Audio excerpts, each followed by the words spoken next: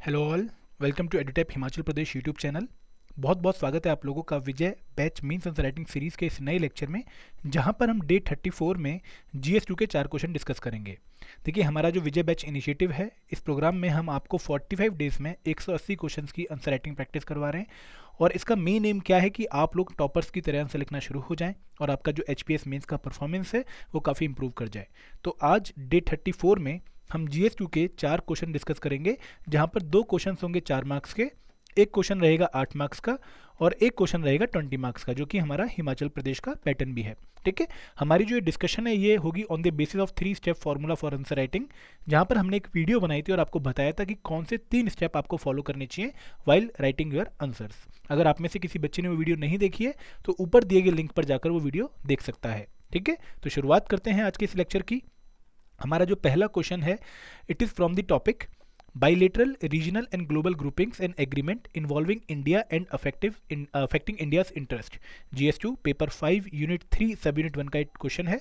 हमने अपने पिछले कुछ लेक्चर्स में यूनिट 2 एंड यूनिट 1 कंप्लीट कर ली है ऑफ GS2। अब हम यूनिट 3 कंप्लीट करें, जो कि हमारी फाइनल यूनिट है। और हमारा पहला क्वेश्चन क्या है कि discuss the importance of central Asia for Indian interest. आपको बताना है कि क्या इंपॉर्टेंस है सेंट्रल एशिया की इंडियन इंटरेस्ट के लिए। देखिए, आपको इंडियन इंटरेस्ट एक कीवर्ड यहाँ पर लगना चाहिए, सेंट्रल एशिया एक कीवर्ड है। तो आपको ये क्वेश्चन इसलिए फ्रेम करके दिया गया है ताकि आप लोग HPS में अगर ऐसा क्वेश्चन पूछा जाता है, क्योंकि ये काफ़ी इंपॉर्टेंट टॉपिक है, तो आप उसको एड्रेस कर पाओ। देखिए, आप लोगों को एक क्लियर कट पता होना चाहिए कि सेंट्रल एशिया है क्या। तो यहाँ पर कोर नॉलेज होनी बहुत जरूरी है आपको सेंट्रल एशिया के बारे में। ठीक है, क्योंकि पहला स्टेप हमारा क्या होता है, क्वेश्चन में कीवर्ड आइडेंटिफाई करना। दूसरा स्टेप क्या होता है कि जो कोर नॉलेज है उसको प्रेजेंट करना। जैसे सेंट्रल एशिया में लगभग 5 से 6 कंट्रीज आती हैं, Kazakhstan, Uzbekistan, Turkmenistan, Tajikistan, Kyrgyzstan. ठीक है, तो आपको इन कंट्रीज़ के बारे में बिल्कुल एकदम अच्छे तरीके से पता होना चाहिए और इनकी क्या खासियत है, इनमें क्या मिलता है, ये भी आपको थोड़ा बहुत पता होना चाहिए। ठीक है, इंडिया का एक प्रोग्राम है जो इंडिया जो है वो सेंट्रल एशिया को कंसीडर करता है कि ये पार्ट है हमारी एक्सटेंडेड एंड स्ट्रेटेजिकली नेबरहुड का। ठीक है, देखिए एक्सटेंडेड क्योंकि जो हमारा इमीडिएट नेबरहुड है वो कौन सा है, पाकिस्तान है, अफगानिस्तान है, नेपाल है, बांग्लादेश है, श्रीलंका है। लेकिन अगर हम सेंट्रल एशिया की बात करें तो ये हमारा एक्सटेंडेड नेबरहुड है, क्योंकि इससे हमारा कोई डायरेक्ट कनेक्शन नहीं है, डायरेक्ट कनेक्टिविटी नहीं है। ठीक है, तो डायरेक्ट कनेक्टिविटी ना होने की वजह से हम इसको एक्सटेंडेड नेबरहुड का पार्ट देते हैं। अब इंपॉर्टेंस क्या है सेंट्रल एशिया की इंडिया के लिए? सबसे पहले ज्योग्राफिकली अगर हम बात करें तो जो ये लोकेशन है कजाकिस्तान की, उज्बेकिस्तान की, ताजिकिस्तान की, किर्गिस्तान की, एक बहुत ही स्ट्रेटेजिक लोकेशन है। ये हमें एक एंट्री देगी टू यूरोप। अगर मान लो हम यूरोप से कोई कनेक्टिविटी करना चाहते हैं तो हम कहाँ से पास करेंगे? हम सेंट्रल एशिया से पास करेंगे या फिर वो लंबे वाला सी रूट फॉलो करो। ठीक है, तो एक तरह की ब्रिज की तरह काम करता है हमारा central Asian region between Asia and Europe. उसके बाद अगर हम बात करें सेंट्रल एशियन कंट्रीज़ की, they are very rich in mineral resources. अगर हम बात करें हाइड्रोकार्बन की, अगर हम बात करें मिनरल की, अगर हम बात करें यूरेनियम की, अगर हम बात करें गैसेस की, तो ये सारी चीज़ें हमें देखने को मिलती हैं इन दी सेंट्रल एशियन कंट्रीज़। और इंडिया को इन चीज़ों की ज़रूरत भी है, तो इस वजह से हमें बहुत इंपॉर्टेंट है सेंट्रल एशियन कंट्रीज़ के साथ अच्छा रिलेशन बनाना। उसके बाद इकोनॉमिक डेवलपमेंट की, देखिए अगर हम सेंट्रल एशियन कंट्रीज़ की बात करें, कजाकिस्तान, तुर्कमेनिस्तान, उज्बेकिस्तान, तो यहाँ पर कुछ सेक्टर सब बूम में हैं, जैसे IT sector, pharmaceutical sector, tourism sector. और ये वही सेक्टर हैं जहाँ पर इंडिया की एक्सपर्टीज़ भी है। तो इंडिया इन चीज़ों में जो एक्सपर्टीज़ है उसको यूज़ कर सकता है इन कंट्रीज़ के साथ अपने ट्रेड रिलेशंस को इंप्रूव करने के लिए। ठीक है, तो इस वजह से हमारे लिए बहुत इंपॉर्टेंट है हमारा सेंट्रल एशियन कंट्री। एक और बात आपको यहाँ पर ध्यान रखनी है कि सेंट्रल एशियन कंट्रीज़ में अगर कोई भी दिक्कत होगी, कोई भी इशू होगा, अगर मान लो वहाँ पर रिलीजियस एक्सट्रीमिज्म आता है, अगर वहाँ पर टेररिज्म आता है, तो उसका शूट ऑफ हमें इंडिया में भी देखने को मिलेगा। तो अगर हम सेंट्रल एशिया में पीस रखते हैं तो हमारे देश के लिए भी वो अच्छा रहेगा। ठीक है, अब आते हैं हमारे सेकंड क्वेश्चन की तरफ। हम सेकंड क्वेश्चन में अगेन हमारा जो टॉपिक है वो है bilateral regional and global grouping and agreement involving India and affecting India's interest. ठीक है, GS2 पेपर 5 यूनिट 3 सब यूनिट 1 का एक क्वेश्चन है। तो यहाँ पर क्वेश्चन क्या है, what are the main criticisms of World Bank. देखिए, एक बहुत ही पॉपुलर क्वेश्चन है। हम बातों में तो बहुत बार जानते हैं कि वर्ल्ड बैंक ये नहीं करता, वो नहीं करता, लेकिन जब शब्दों में लिखने की बात आती है तो हमारे पास पॉइंट कम पड़ जाते हैं। तो यहाँ पर मैंने आप लोगों के लिए क्वेश्चन ही फ्रेम करके दे दिया है, what are the main criticism, क्या क्या इश्यूज हैं या फिर क्या क्या नेगेटिविटी है of the working of the world bank. Same question आपसे पूछा जा सकता है रिगार्डिंग IMF, सेम क्वेश्चन आपसे यूनेस्को के रिगार्डिंग पूछा जा सकता है।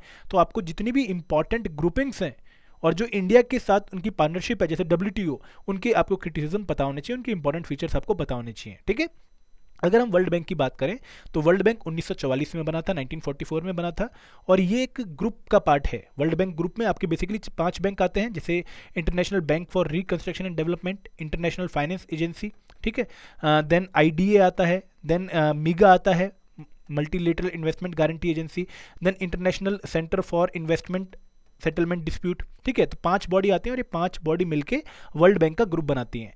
तो इनको माना जाता है they are part of the twin inter governmental institution. दूसरा कौन सा है? आईएमएफ, जो कि वर्ल्ड के डेवलपमेंट एंड फाइनेंशियल ऑर्डर को शेप करता है। मेन क्रिटिसिज्म क्या है वर्ल्ड बैंक का, क्योंकि क्वेश्चन 60 मार्क का है, 60 वर्ड का है, 4 मार्क्स का है, तो मुद्दे पे सीधा पहुंचना है। तो पहला क्रिटिसिज्म तो ये है कि जो वर्ल्ड बैंक है ये कहीं ना कहीं लोग जो कंट्रीज हैं उनके पॉलिटिकल पावर में इम्बैलेंस लेकर आता है, गवर्नेंस स्ट्रक्चर में इम्बैलेंस लेकर आता है, ठीक है।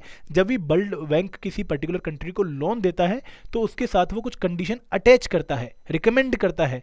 जैसे अगर इंडिया को वो लोन देगा तो इंडिया के हर एक लोन में उसकी कुछ कंडीशन अटैच होंगी, जहां वो पॉलिटिकल पार्टी से कुछ कंसेशन चाहेगा, जो कि एक कंट्री की सॉवरेनिटी के खिलाफ जाता है, ठीक है। उसके बाद कहीं ना कहीं ये फिजिकल कंसोलिडेशन की तरफ जोर देते हैं। अब मान लो इंडिया है, इंडिया का मेन एम क्या है? डेवलपमेंट करना, इसको अपनी बहुत बड़ी पॉपुलेशन सर्व करनी है। तो यहाँ पर फिजिकल कंसोलिडेशन के टारगेट्स को हम थोड़ा लिबरल भी कर सकते हैं, थोड़ा डाइल्यूट भी कर सकते हैं, लेकिन वर्ल्ड बैंक ऐसा करने से मना करता है। उसके साथ साथ अगर हम वर्ल्ड बैंक का रोल देखें as a global climate change finance provider, तो वहाँ पर भी इसका रोल कंट्रोवर्सी से बढ़ा हुआ है, ठीक है।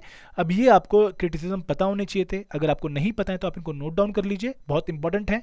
और हल्का सा जिज्ञासा अपनी शो करिए, आईएमएफ डब्ल्यूटीओ के जो क्रिटिसिज्म है वो भी आपको पता होने चाहिए, ठीक है।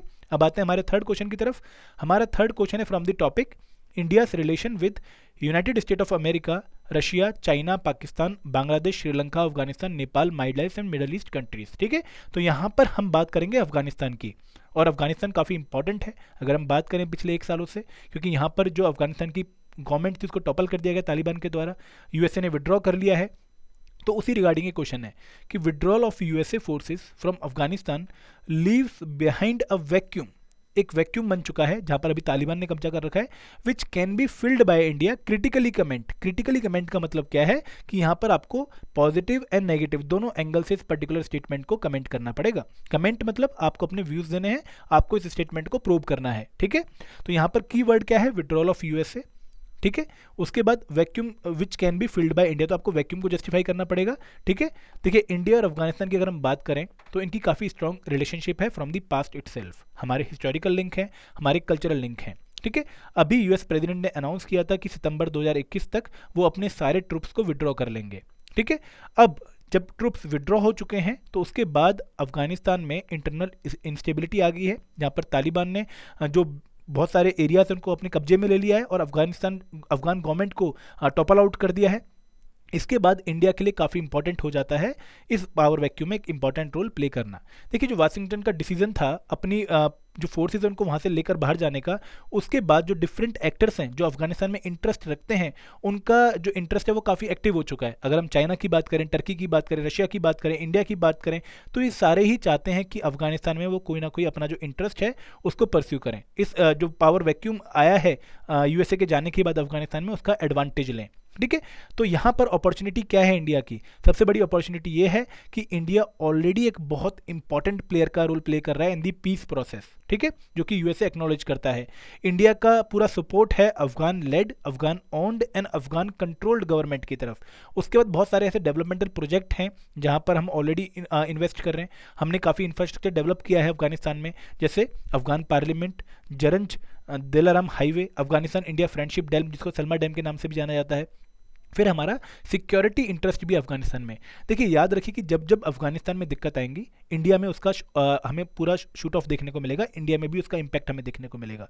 ऊपर से अफगानिस्तान में अगर वैक्यूम आता है तो वहाँ पर पाकिस्तान काफ़ी एक्टिव हो जाएगा, और पाकिस्तान हम जानते हैं कि स्टेट स्पॉन्सर टेररिज्म को काफ़ी मदद देता है, तो इंडिया में भी उसका हमें प्रॉब्लम देखने को मिलेगा, ठीक है।